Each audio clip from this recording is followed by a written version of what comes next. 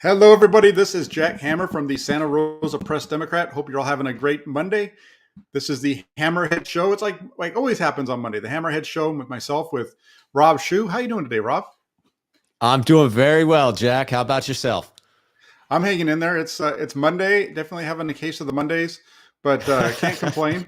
I did like I was telling you before we went on. I'm finally getting back into doing the film breakdowns now that the draft has ended and I've had some time to start watching the film and prepare for the shows like I like to.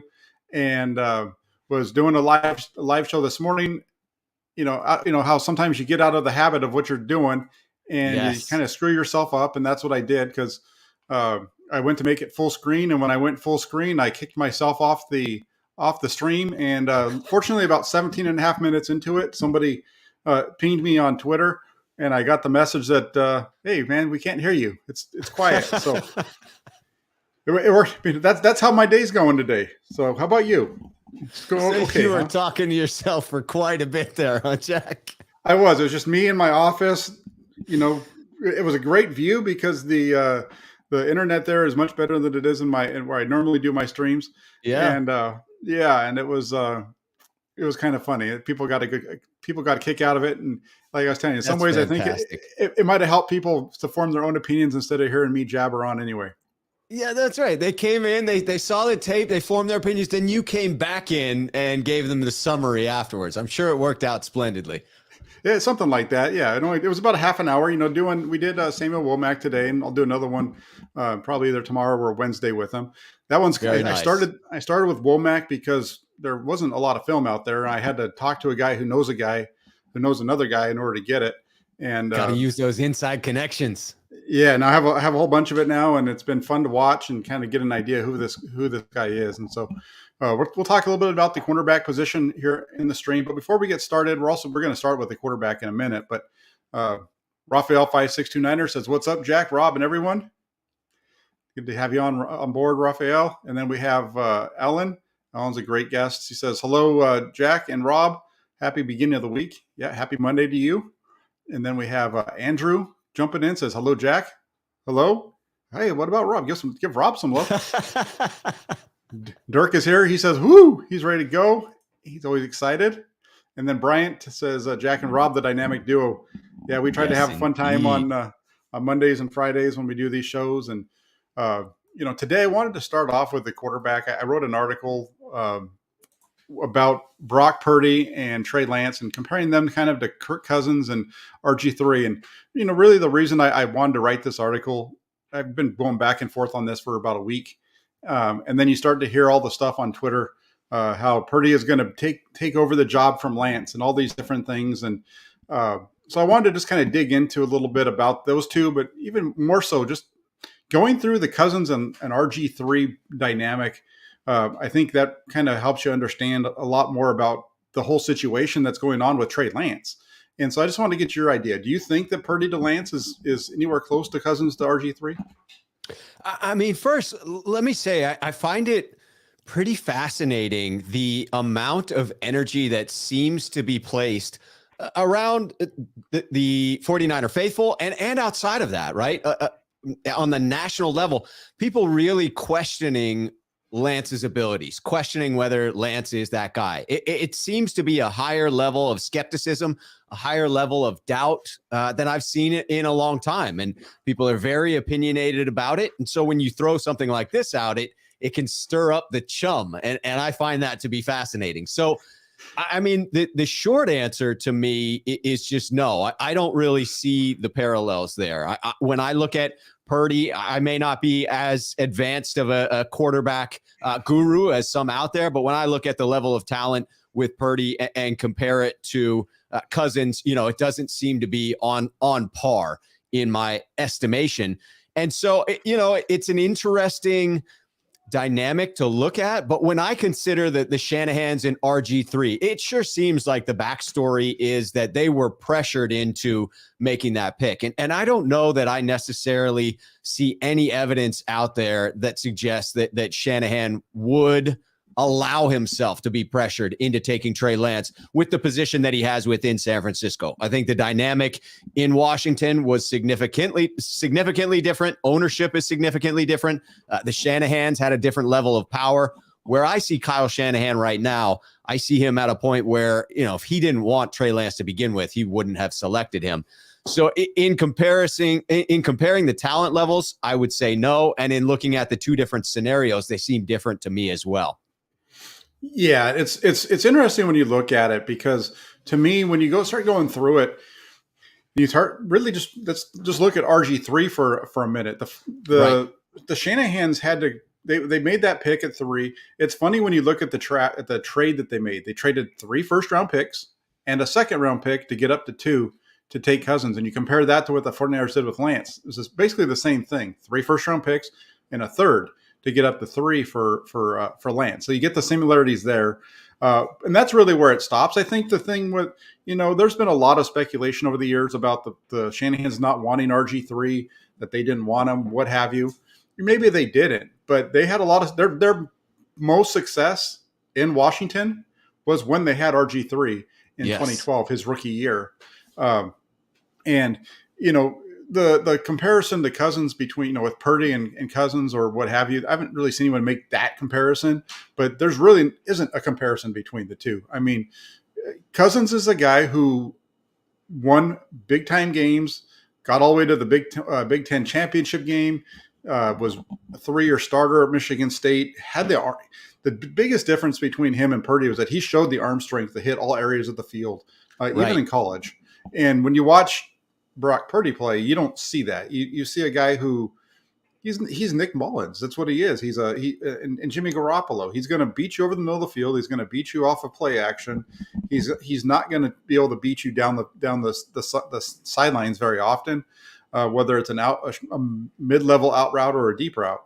And I think the whole RG3 thing too, compared to Cousins, I think when you look at Kirk Cousins and the 49ers and Kyle Shanahan's love of Kirk Cousins, I think that comes more because by the time he already knew who Cousins was, and meaning Kyle Shanahan.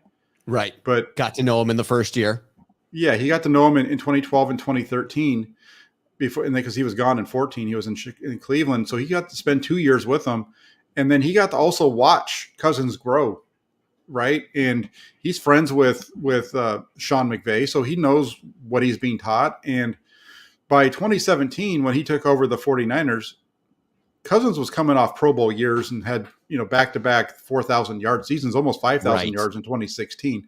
So there's no comparison to those two either. And I just keep seeing it come up on Twitter and all the questions that surround Trey Lance. And it's just really interesting to me. Put it mildly.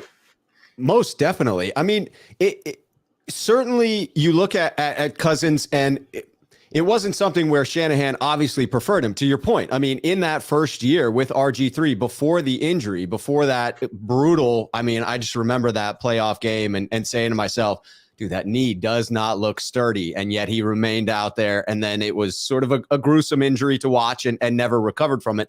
But prior to that, the Shanahans were rolling with RG3. They were invested in RG3. And so it didn't seem to me like a clear-cut case of preferring to have Cousins in there at any point. It is interesting, though, to pair the mobile quarterback with the non-mobile quarterback. To repeat that again, after having admitted last year that a 2-quarterback system where the 2 quarterbacks have very different skill sets is a challenging one for Kyle Shanahan, it does seem interesting something that makes me scratch my head to look at 2 different types of quarterbacks and wonder if Kyle Shanahan is attempting to reproduce that in his next quarterback room. It would seem like a stretch to have, Nate Sudfeld getting beat out by Brock Purdy this offseason. It's certainly a possibility, but with the way Shanahan doesn't seem to favor rookies, with Brock Purdy coming in with a little bit of a noodle arm being the criticism, and with Nate Sudfeld's guaranteed money, it sure seems like it'll be Trey Lance and Nate Sudfeld. So a mobile quarterback, a non-mobile quarterback, but then you invest in potentially the next quarterback of the future who's going to be cost controlled. and you go with another non-mobile quarterback. So that's fascinating to me that Shanahan would willingly do that. And potentially it speaks to him believing that, hey, if you get down to your backup, you want someone who plays as a pocket passer so they don't take the additional shots of being a mobile quarterback. And maybe he's ready to rotate back and forth between two slightly different offensive systems. Yeah, that's a really good point that you just made right there. As far as not, if having a guy that you're knowing that if you get to your backup, you're going to have to play a little bit different style, and you're going to have to be a little more play things closer to the vest and that kind of thing. That makes it a really good point. And I agree with you. I think when it comes to Brock Purdy, this is a guy that they brought on just to be a developmental quarterback. They expect him to be the third team guy this year and maybe a backup down the road if he can make the roster and make the jump up to the NFL. And in some ways, it's good for the 49ers because they're locking themselves into a quarterback room maybe in 2023 that has, two rookie deals and really keeping the money low, and that'll help them with their bigger contracts, right? And that would really help out instead of paying a backup quarterback, $2 million, like most of the veteran quarterbacks are. If you can have Purdy and Lance, it helps keep you. And I just don't see the comparison, or I don't understand the Purdy over Lance things that I keep saying. And when it comes to RG3 and that injury, he actually injured it in week 16, I think it was, and against the maybe Ravens even week 15 against Baltimore. I think that's what it was. It was 15 against Baltimore on a scramble, and he gets hit as he's diving by Haloti Ngata, and that's kind of what I think damaged it, and then it just gave out on him on that bad field in Washington. And you start to look at these quarterbacks and you look at RG3 and Trey Lance, and you hear the comparisons as far as the movement and those kind of things. And there is a piece to that. I also think they're different quarterbacks. And I think that Trey Lance is a little bit more of a pocket quarterback, a guy that is going to process things out of the pocket a little bit better than even RG3 does. And I think he plays best in a style similar to what the 49ers have already been running. So I don't even see the whole big of a difference between those two, or comparison between those two guys. I think there is a difference other than the fact that Lance is fast and RG3 is fast. But beyond that, the way they play quarterback, I think it's a little bit different. Yeah, a bit of an oversimplification to lump those two in together. There are some similarities, but I agree with you that there are some stark differences as well. It'll be fascinating to see if Purdy can do enough. I don't think he's going to overtake the second backup quarterback position this offseason, but it will be interesting to see if he can do enough to force the 49ers into a situation where they have to carry three quarterbacks on the 53-man roster. Going into it, I have to assume that their preference, given the logjam at some of the other positions that exist within the team and the talent that is there, not to say that Brock Purdy isn't talented, he very well may be, but to sneak him onto the 53-man roster at the expense of, one of these defensive linemen or offensive linemen, that feels like a stretch at this point in time. A lot of things could change throughout camp. There could be some injuries that determine things. But to me, that's the most fascinating part, is watching Purdy to see if the 49ers will be forced to put him on the 53-man roster because he flashes enough in preseason that they're worried trying to sneak him onto the practice squad won't work. Yeah, that is correct. That would be the one reason that they might have to force him there if it's somebody that they want to keep. So it'll be interesting. I know this is a funny topic because you and I had actually had this discussion on Friday. I'd been kicking it around. We had I mentioned I was thinking about putting it together and writing the article. I understand the topics kind of sounds clickbaity, but when you start to really get into it and dig into it, I think there's a lot more to it than just a clickbait, shock jock kind of thing. It's an interesting comparison. And, it also brings up, there's a bunch of questions right now around the quarterback. We had it kind of throughout the weekend. And so I just wanted to kind of jump on that a little bit and talk. I mean, do you feel like the 49ers need to name a starter at quarterback?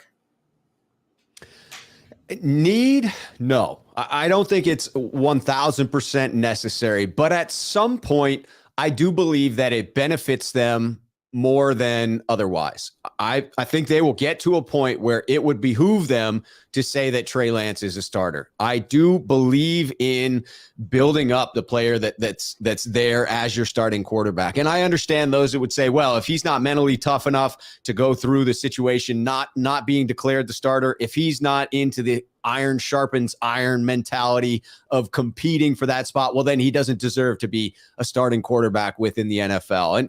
And I get that stance. I just don't happen to agree with it in this particular instance. You very clearly put enough assets into acquiring Trey Lance that you have indicated he is your starter. In failing to come out and say at some point that he is your starter, you are, in essence, saying something by not saying something. And it's true that you may not need to build up his confidence, but I say, what's the harm in making sure that your young rookie quarterback? Let's remind people that Trey Lance this year, when he starts for the San Francisco 49ers, will be the youngest starting quarterback in the NFL. This year, we're not talking about last year when he was drafted. So I do believe in building him up. I do believe in supporting him. And now that it's so clear cut to everyone out there that he should be the starter, that he will be the starter, yes, I do think there is benefit to naming him the starter and giving him that confidence. Now, let me ask you this. Do you think that there's a possibility that Trey Lance knows that he's the starter and he's going into this offseason and he already knows what the situation is? It's just the 49ers aren't saying it to everybody outside of the room? Not only do I think that's a possibility, I think that is what actually happened. And the evidence to me was the minor slip up that Trey Lance had when he was speaking towards the end of the year. Someone asked him about that, whether it was, whether it had basically been said to him that he would be the starting quarterback. And his answer was something, I'm paraphrasing here, was something along the lines of yes. And then he walked it back by saying, well, that's my impression, is that going into this, I'm going to be the starter. But what I heard was just a genuine, honest answer of, yeah, they've told me I'm the starter. And then a realization of, oh, I'm not supposed to say that yet. I'm assuming I'm going to be the starter. So, yeah, I think that it's entirely possible. I think it is probable. Yeah, and I think so too. I think everybody inside the building, everybody around the team, I think everybody inside there, they know. I feel like they know. I don't think they're going into it blind like some people seem to think, or, and that's what keeps. I think in some ways we should thank the 49ers because they help drive the conversation because they haven't named a starter. They do. That fuels these type of conversations, right? If the 49ers just came out and gave us all the information, half of the 49ers YouTube community would cease to exist because you wouldn't have anything to talk about because everybody would know what's going on at all the time and you couldn't really come up with goofy opinions off the side, right? You know what I mean? I'm not calling anybody goofy, but you know what I mean, the directions that I'm taking. And then do you feel like there's additional pressure on Trey Lance as a result of the fact that they haven't named a quarterback, or just in general, do you feel like the pressure is on Trey Lance this year? I do. I think that there's an inordinate amount of pressure on Trey Lance at this point in time. It's not necessarily, in my opinion, coming from the organization. That's the strange part, is it really does seem to be emanating from the fan base, a fan base that I think has gotten so close to a bite at the apple and then been denied a couple of times, that there's a fervor that is growing up amongst Niner faithful. And Jimmy Garoppolo was a very polarizing quarterback. He created this sort of, one side versus the other in these arguments about whether he was enough of a quarterback to take the 49ers where they wanted to go, or whether we needed to head in a different direction. And then you made this colossal move to go and get Trey Lance. Not a consensus number one overall guy, but a guy with a lot of question marks around him, a guy that didn't have a lot of starts where it was a project. And then we only got glimpses of him, and some were really positive and some were narratives that were run with in the exact opposite direction, right? I mean, How many stories about Lance's wobble were done last year? How many stories about the fact that he threw the ball too hard? And then we come to this offseason and all of a sudden he doesn't throw it hard enough. So, yes, there is an inordinate amount of pressure on Trey Lance. I think a lot of that is coming from the fan base, again, who are just whipped up into a frenzy because this team is so close to getting over the hump. It seems they're a quarterback away, and now we have a lot of question marks about the young quarterback who's going to be coming in. Yeah, and I hear what you're saying, and I do think there is some pressure on. There's always pressure on the starting quarterback in the NFL. Yes. It doesn't matter who it is. There's always a certain amount of pressure. I think in this circumstance, the greatest amount of pressure is really not even is on Lance has his pressure. I think the biggest pressure here is actually on Kyle Shanahan and the coaching staff to succeed with Trey Lance. I think they need to be able to show that they can win with Lance, and they need to validate the fact that they traded up for him and they spent all of that they did. I think there's a lot of pressure on Kyle Shanahan and his staff as well to get this right because, again, they're the ones that chose to make that move. It wasn't Trey Lance. And I think there's a lot of 49er fans are just sitting there waiting for him to do something. You saw it last year when he got on the field. And if it continues like that, he's going to be fine. And I just think that the pressure is more on Shanahan and so on. I absolutely think there's a lot of pressure on Shanahan. Do you see that primarily coming from the fan base? So pressure being applied from the outside of the organization. Or do you think that there's also some pressure that's going to be applied from Jed York and from ownership of the San Francisco 49ers?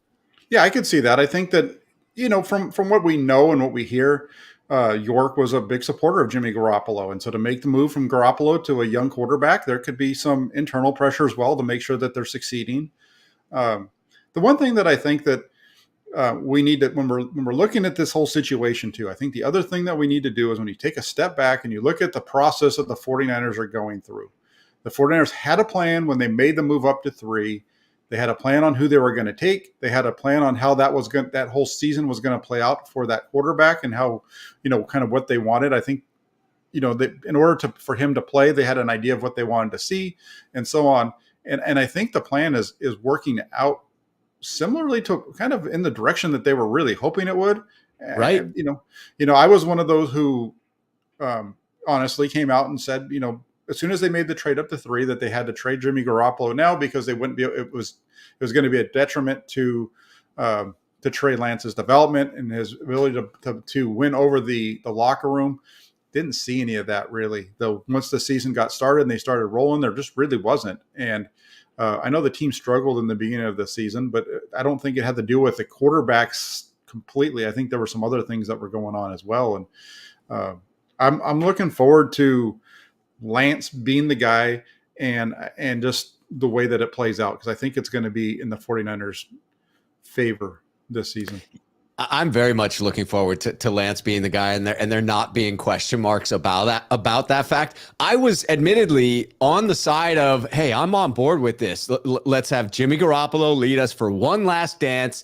Everybody's going to get behind him. We'll hold it together for 1 year.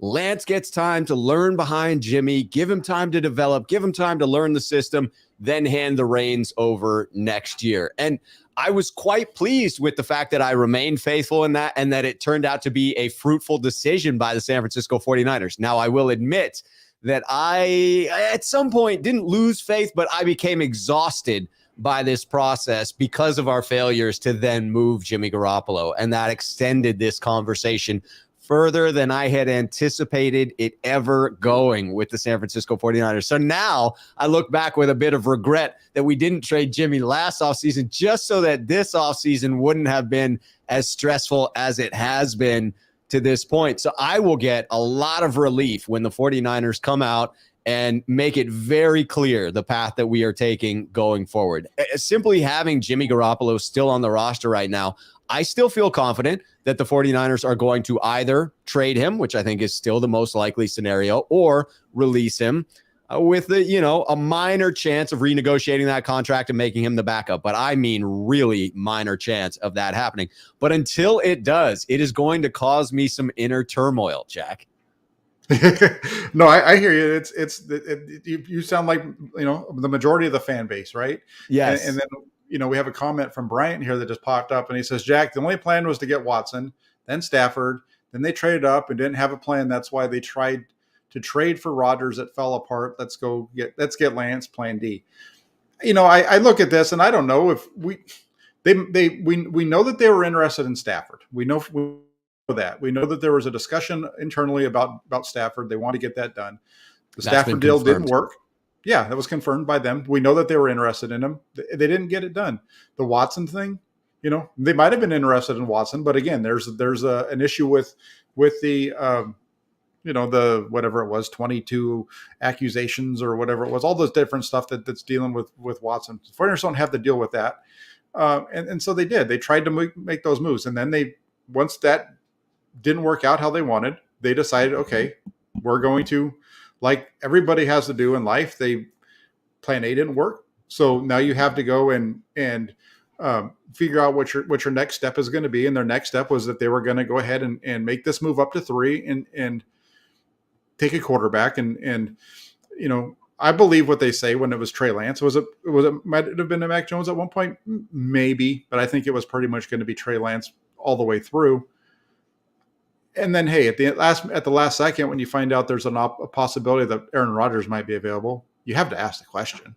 You have to ask it. Whether you kind of know what they're going to say, but you have to ask it. And so, was Lance playing D? No, I think he might have been playing C.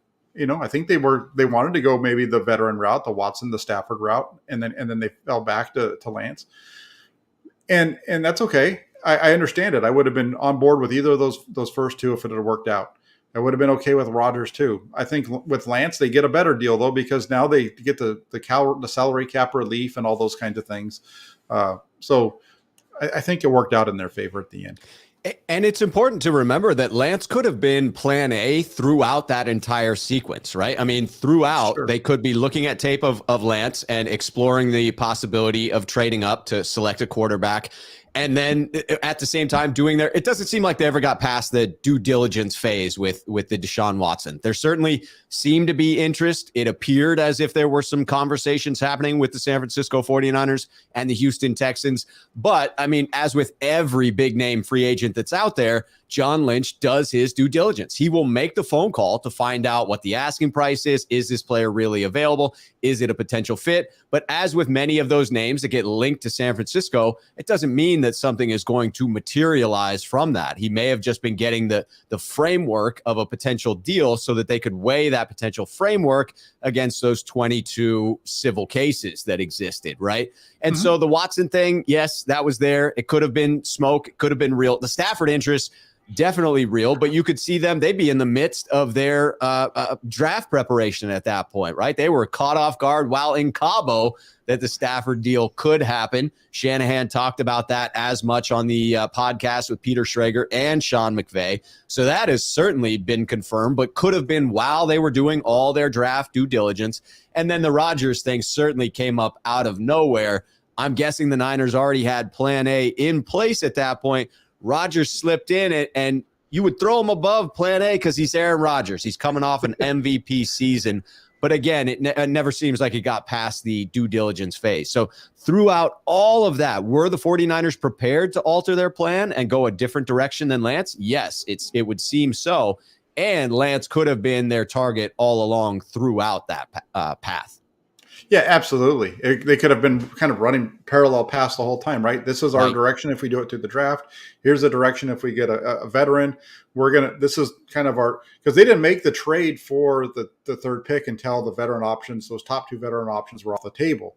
Once that occurred, they made the trade. They went ahead and they did their business. And so, yeah, they could have had this is plan A, plan A2, and then they go from there. That makes total sense. And I understand what you're saying.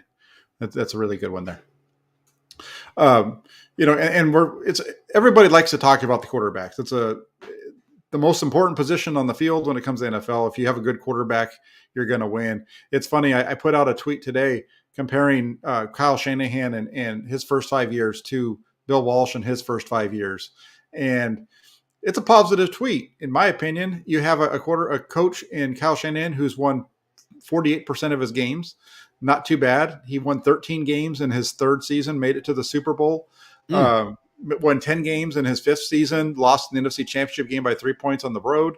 Then you have a Hall of Fame coach in Bill Walsh who, in 1983, nobody was expecting that Bill Walsh was going to be a Hall of Fame coach. Let's be real here for a second. They'd won a Super Bowl by that point, but he'd only won 47% of his games when you round up. He had won 13 games and made it to a Super Bowl in his third year, won 10 games, lost an NFC Championship game on the road by 3 in his fifth year. We know how it all worked out with Walsh. So I think people get fired up about that. But when you just sit back and you start to look at the thing for me, when I look at the 49ers, I look at that tweet, and what that tweet was about is the 49ers are in pretty good hands.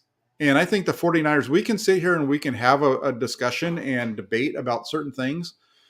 But at the end of the day, which is a term that's used way too often, but when you really get down to it, this is a really deep roster and a really good team. And as long as they have whenever there's been a healthy quarterback on the field, they've won. When they're starting quarterback, other than Brian Hoyer, in 18, 19, 20, 21, when their starting quarterback was healthy, they won games.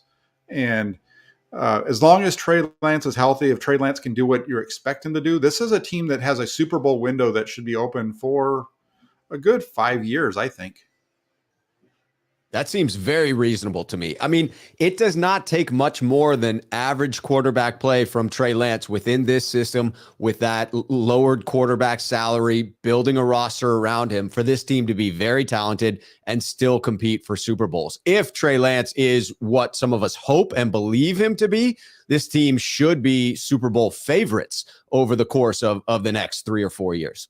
Yeah, they should. And that's where they are right now, right? Even with the expected quarterback transition and everything, the 49ers, I think, are fourth in the NFL and NFC in terms of playoff positioning and what's expected kind of thing. So they have a really good roster. And we talked about that a lot on your show the other day, and kind of getting into that, let's take a look at some of the positions outside of the quarterback. And one of those would be the cornerback and the nickelback spots. Nickelback is a very good group, by the way. If you don't like Nickelback, I think you need to go back and listen to some of their songs because they're pretty good.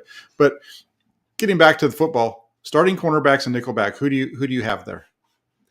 I mean, this one comes down to, does Kyle Shanahan trust a rookie? And I say that to this point, the evidence suggests that is not the case. And so for that reason, I see the most likely starting lineup as Charvarius Ward, obviously as cornerback 1, and Emmanuel Mosley as cornerback 2 out there on the outside.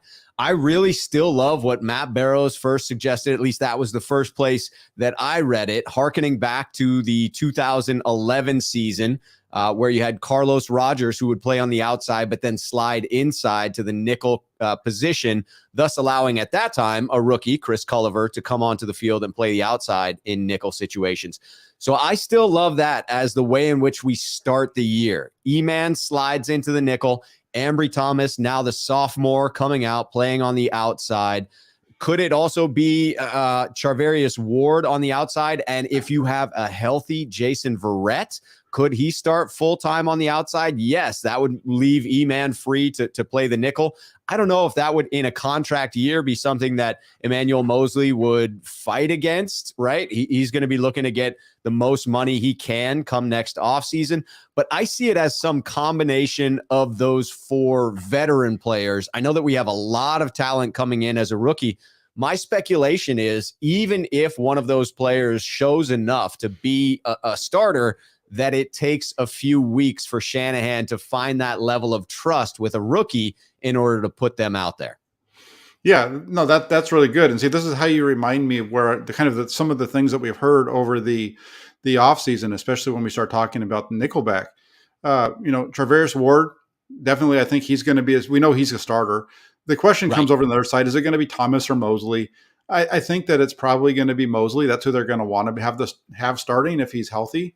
And then you have, I understand that whole thing where you kind of, that's one of the things I talked about that early on too, where you have Ward and Mosley, and then Mosley can slide inside and play in the slot. Thomas comes in and kind of like what we saw in 2011, 2012. I think that makes the most sense. the other options there at nickel on the outside, even you have Jason Verrett now. Tariq Castro-Fields is going to be an interesting to watch, both him and Womack. I think there's been a lot of folks that have been talking about Womack as being a nickel. Right. When I really think he's more of an outside corner. In the games that I've watched of him, I've watched 2 full games of him, and I've watched bits and pieces of others. And just based off of that little bit of what I've seen, I don't know if he's going to be a guy that they're going to want to have in there in the slot, because I don't know about his run defense abilities. So that's an interesting one. But I'm gonna kind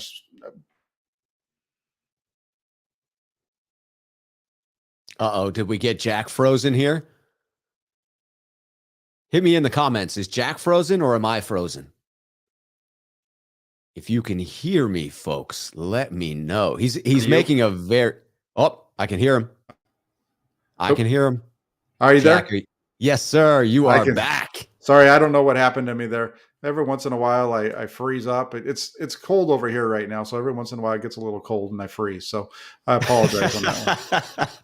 That's what happened. Swan caught me. I'm busy downloading Nickelback on my Napster account, because who doesn't? The use of Napster in that reference was clutch. Who doesn't use Napster anymore? I mean, that's a great app. Come on. Shoot, that's a good one.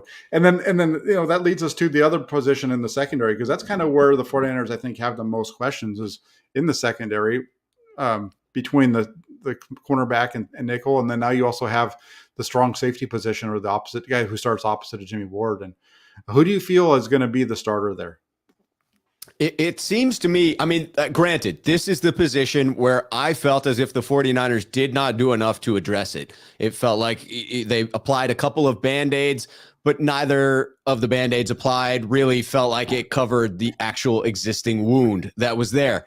And so I'm left to believe that the 49ers think higher of some of those inside candidates that they're looking to promote. And that would seem to me to indicate Talanoa Hufanga would be the leader in the clubhouse to take over that starting role. I cannot imagine the 49ers placing a great deal of faith in a player coming off of an Achilles injury. So the other player in-house who's there, Tavarius Moore, I wouldn't think they're counting on him to come in and start. It seems like a stretch to bring in George Odom and immediately believe that he's going to be able to learn the system, contribute within the system, and be a viable starter from day one. Then the failure to really address it in the draft leads me to believe the 49ers must have some faith in Talanoa Hufanga stepping in and claiming that role, with some outside hope that, hey, iron sharpens iron. They do have competition at the position, and someone else could claim it. I don't think Talanoa Hufanga has ownership rights over that position yet, but it would seem to me he would be the front runner right now. Yeah, I think they like Talanoa Hufanga a lot more than some people are wanting to believe. Not only Hufanga, but they've got, they have some depth there, and like you said, they'll have competition at the spot if they choose to go that direction. They have Burks as well, who has played that position. Excuse me, not Burks. Excuse me, George Odom, who has played safety in the past. He's been a starter with the Colts, so you have that competition for Hufanga. But I really think that they want to go with Hufanga. I'm interested to see what happens with Tarvarius Moore as well. Moore is a guy who they gave him some starting reps in 2020. Outside of the game against New England, didn't really do all that well. Pretty much everything that if you're going to talk about, he's what I don't like about him is he has a very hard time with angles. And you see him miss angles quite a bit in the run game, more so than in the pass. And I just have a feeling that they're very high on Hufanga, and that's going to be the direction that they end up actually going. And honestly, from what I saw of him, I believe it was you, Jack, who had pointed out to me the difference in Hufanga's, serviceable games versus those where he looked lost was when he wasn't alongside Jimmy Ward, right? And that's a huge difference for a rookie coming in to not have the savvy veteran there. Pairing him with Jimmy Ward does make me feel better about the position. Again, I would have appreciated the 49ers having gotten another player in the draft, but in order to do so without giving up one of the players they actually took, they would have had to move Jimmy Garoppolo, and that is seeming like an immovable object at this point in time. But had the 49ers gotten that second-round pick that they should have for Jimmy, they could have invested that in a player to give a little bit more competition at the safety spot. Right now, I have to trust that their talent evaluation at the safety spot is on point. Yeah, and I think it's like you said. I think they like Hufanga, and they're hoping that he wins the job here. And yeah, he played well when he had Jimmy Ward back there with him. They were 2-1 in those 3 games. I think he'll be fine. It's going to take him some time, but it'll be a fun one to watch and see how he progresses. And this is a 5th-round draft pick that if it pays off, that's a big hit for the 49ers. Yeah, that's huge. That is huge. They need some of those big hits. With all the high-end contracts that they have, you got to score some home runs on those less expensive ones. That's right. And then Swansong, thank you for the donation. He says, 49ers not worried about strong safety because of C. Ward. So he's talking about Charvarius Ward. I don't think that Charvarius Ward has anything to do necessarily with the strong safety. Well, okay. Maybe this is where you're going with it. Maybe the reason you're saying that the 49ers aren't worried about strong safety because they have Ward is because the 49ers aren't going to have to play that soft zone defense like they were last year where the strong safeties having to play back so much. Maybe they're going to be able to play more cover 3, get him up around the line of scrimmage a little bit more, which is where he's better. He'll be able to play in the box, that kind of thing. So from that standpoint, Ward to be on the island a little bit. Yeah, because Ward's a good man coverage guy. So you let him kind of be on the island. You play some zone away from him or what have you. That allows you not to have 2 safeties deep quite so often. And I could see that being that's a really good point there, Swan. That's something that I mentioned a while back. I could definitely see that being a part of the reason for why they're not overly worried about that strong safety position. Jack, do you see a potential scenario where this secondary, I mean, if you have Charvarius Ward and he ends up being who the 49ers paid him to be, and Jason Verrett comes back healthy and Emmanuel Moseley is willing to play in the nickel, I mean, this could be a fairly phenomenal secondary if health allows, right? Yeah, they're really deep. The guys that they have, if Ward is healthy and Moseley, if Verrett is healthy, then that changes everything, the whole dynamic about everybody in that secondary, because Mosley's a guy who is really good. There's a big difference between when Mosley's on the field and he's not. But again, Mosley's also deals with injuries, not to the level that Verrett does, but he's dealt with injuries throughout his career. So, no, I'm with you on that. I think this is a defense that can be, if they're healthy, this secondary can be top notch. Agreed. Yeah. Like Swan says, he followed up his comment with another one. He says, D'Amico has a lot of toys this season. I do agree. I think, again, we talked about at the beginning. I think when you start to look at this roster, there's a lot of depth. There's a lot of different pieces that they can move around depending on what they want to do. And so I think that's going to be fun to watch unfold. Yeah. Other than the one safety spot, this defense is freaking stacked, Jack. Yeah. There's good players everywhere. Their defensive line is completely crazy. Full. Yeah. Crazy. Their linebacker position is pretty solid and deep. The only question marks really on this team. I don't think there's a whole lot of question on the defense. Even the safety piece, I don't worry about that quite as much, and partly because of that question that we heard from Swan. I'm glad that he brought that back. I have more of there's probably more questions when you get to the offensive side, the offensive line, and this is again because we haven't seen these guys play enough, and there's some things that are kind of up there. So I have on their starting guards, but we could probably talk about the starting center here as well. We could probably should just be about who do you think is going to be starting along the interior of the offensive line for the 49ers? I'll start at center because I think that sort of dictates how many pieces have to be moving on this. My guess is still Alex Mack. And I'll say that because we haven't heard anything to this point. That leaves me feeling just a bit more secure that Alex Mack will be back. It felt as if they may be holding it back until the draft because you don't want to give away your position. You don't want teams to know whether you're going to be going center early or that you're not going to be going center early. A lack of information for your opponents is better within the draft. You want to create as much confusion and uncertainty as you possibly can in that gamesmanship aspect. So it made sense not to say anything about Alex Mack. Now, would I feel a hell of a lot more comfortable if they just came out and said, yes, Alex Mack is coming back? Yes, I would. I would feel a lot more comfortable if they would go ahead and do that. But they don't seem to care about Rob Shue's state of mind. They don't care about Rob Shue's mental health, apparently. They're not looking out for that. So in a couple more days where we get past the compensatory draft pick calculation period, if the 49ers then don't come out and say Alex Mack has retired and we have signed JC Treader or whomever else is out there that they have their eye on, then I will feel even more secure that it will be Alex Mack. I will obviously feel most secure when those words come out of Kyle Shanahan or John Lynch's mouth. But again, it doesn't seem like we're going to get that anytime soon. If not, if he falls out, it does seem Jake Brendel would get the first crack at playing center there. That makes sense to me. Although if I had guessed it before hearing from Lynch, I might have said that you would move Daniel Brunskill inside. But when you haven't addressed the guard position, which is the other question mark, it becomes more clear cut. If Alex Mack did retire, sliding Jake Brendel in, it allows Daniel Brunskill to remain at the right guard position. I don't see anyone on the roster right now that's a clear-cut favorite to supplant Daniel Brunskill from that right guard spot. And it makes the most sense to me then to have Aaron Banks back to his more natural position of left guard where he played at Notre Dame. So you're looking at Aaron Banks finally realizing that the talent that people had hoped to see last year when we drafted him in the second round, starting at left guard. Hopefully Alex Mack back at center, but if not, Jake Brendel at center, and then Daniel Brunskill over there on the right side. Okay, and that's what I was going to say too. If Mack is there, that solidifies a lot because you know who everything else just kind of falls into place. You have Mack, then you have over at the left guard spot, you have Banks, and then at right guard, you have Brunskill.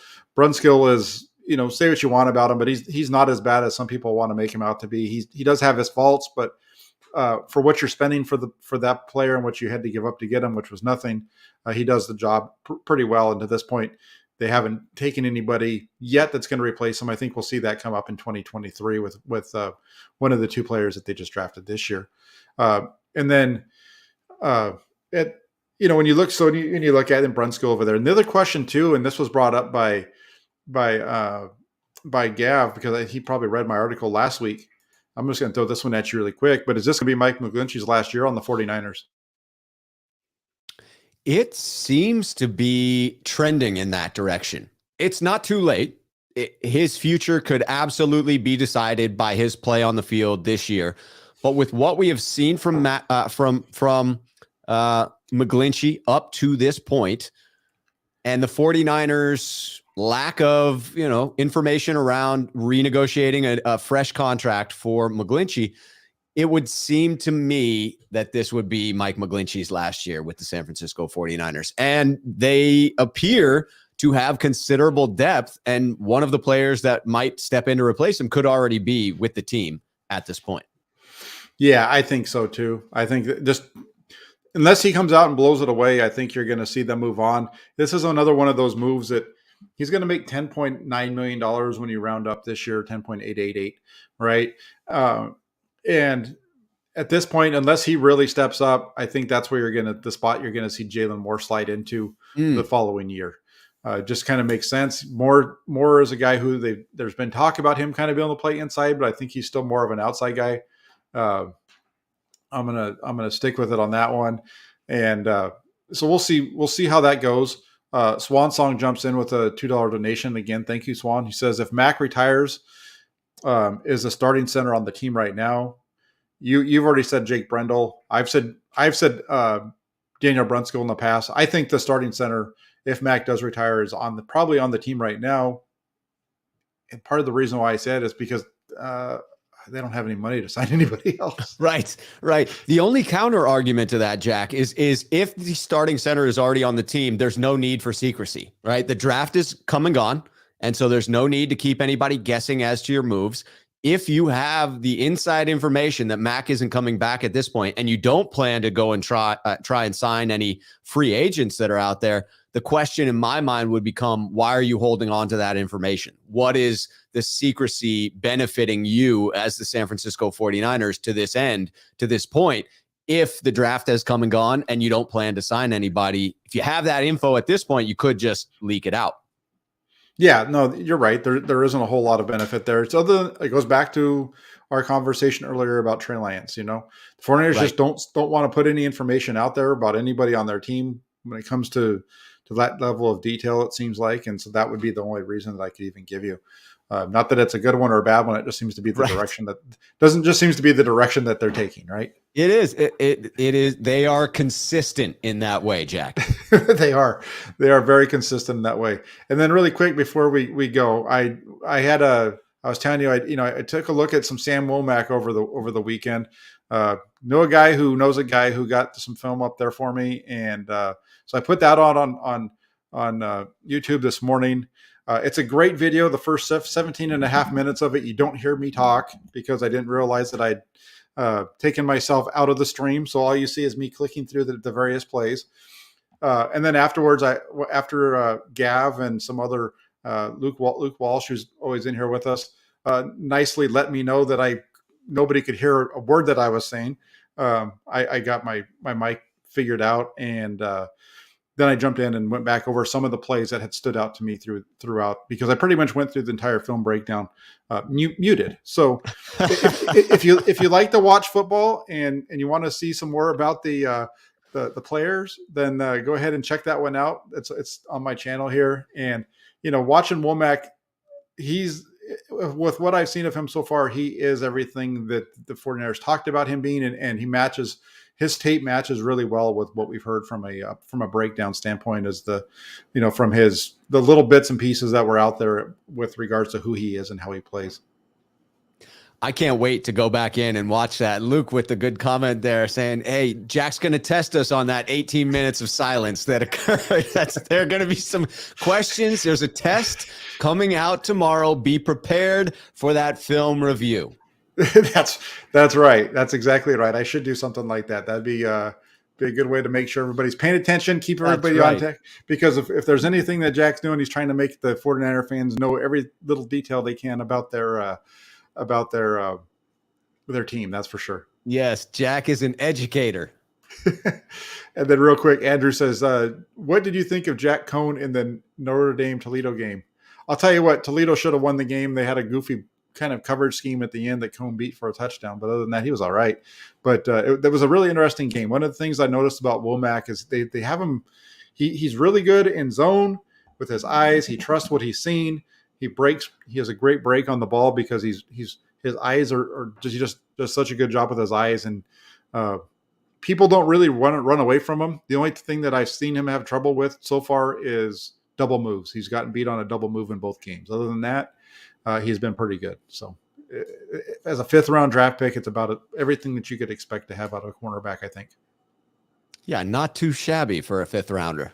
Yeah, no, it's going to be fun. And I'm going to do another breakdown here probably Wednesday. So keep it locked in. We'll keep you guys informed with 49er football as we go through this. So that's all I had for tonight. I don't know if there was anything. What's going on your channel? I know you've got a call-in show coming up in about 5 minutes, don't you? Call-in show starting on my channel in 5 minutes. So if you're here in the chat over there and you want to get in on the next show, head on over to my channel. I will take a quick break in between the two and then fire that thing up. And everyone who wants to get on with a call-in voice only, you are more than welcome. Yeah, perfect. And then also, if you can, hit that like button, hit the subscribe button here before you leave, especially if you're in here and you're not already subscribed to the channel. One of the things that I wanted to throw out there is thank you to everybody, because it just went over 4,000 this week. So that the channel's growing.